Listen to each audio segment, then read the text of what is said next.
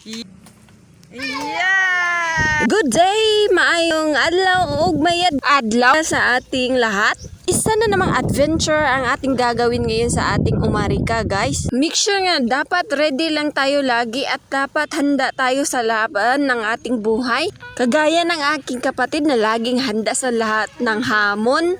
So ayan nga, habang naglilibot kami guys, may nakita kaming isang chiko na nahulog sa kanyang puno. Ayan, napakarami pala ng kanyang bunga. Pagkatapos nga niyan ay naglibot-libot din kami sa aming paligid at nakita nga namin ang mga patola, napakarami ng bunga. Hindi nga nakatiis itong aking kapitid at nanungkit din siya ng mga patola dahil gusto niya na magsabaw ng maraming gulay. Kasi pag nasa probinsya ka guys, hindi mo na kailangang mamroblema ng uulamin. Tumingin ka lang sa paligid at maghahanap ka at tsak na may makikita ka talagang ulam. Dito kasi kailangan mo lang ng tiyaga at sipag. Makikita mo rin ang gusto mong uulamin. Nakaulam ka na ng simple, napaka-healthy pa. Malusog pa ang iyong kalusugan. So ayan, habang naglilibot din kami, may nakita din kaming mga sigarilyas. So ayan, makikita ninyo yung mga bunga ng sigarilyas. Maraming ang mga bunga yung ating mga sigarilyas dyan at may nakita din tayong kalabasa at na bulok na lang. So sobrang nga ng dami ng ating sigarilyas ay hindi na makuha-kuha lahat. Pag in-harvest namin ito lahat, hindi namin alam kung meron bang bibili nito dahil bihira lang ang gulay ng sigarilyas dito. Yung iba kasi hindi nila alam kung anong gulay ito. Yung iba naman itinitapon na lang nila, akala nila hindi yan nakakain at hindi yan gulay. Kahit nga ako dati hindi ko rin alam kung anong klaseng gulay yan. At napaka-ignorante ko talaga sa ganyang gulay. Buti na lang talaga at tinikman ko talaga kung anong lasa. At sulit naman at napakasarap talaga ng gulay ng sigarilyas. Napakarami talaga ng pwede mong itanim sa iyong paligid. Marami din herbal medicine na makikita katulad ng oregano. Napakalaking tulong din ito pag ikaw ay may ubo. Napapalambot nito ang iyong plema at hindi ka mahirapan sa paghinga. O siya, usapang umarika na naman tayo at andito na naman sa pinaka-exciting part ng ating adventure. Ito pala ay mangunguha tayo ng mga puno na puso na pala ng mga saging.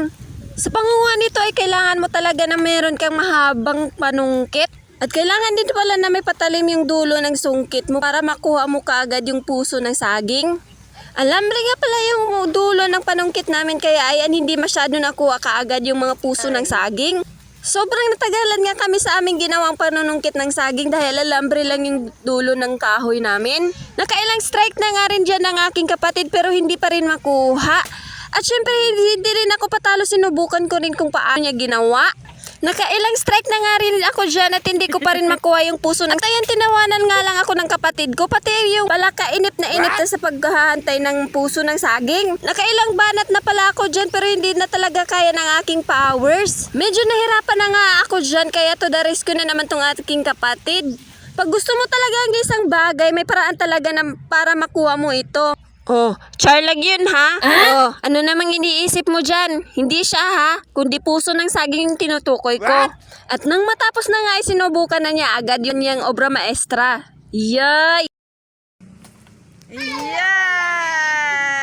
Success! At sinubukan ko na nga rin lang ang kanyang ginawa kung okay ba sa akin. Baka sa kanya lang. At nang okay na ang lahat ay move on na ako, char.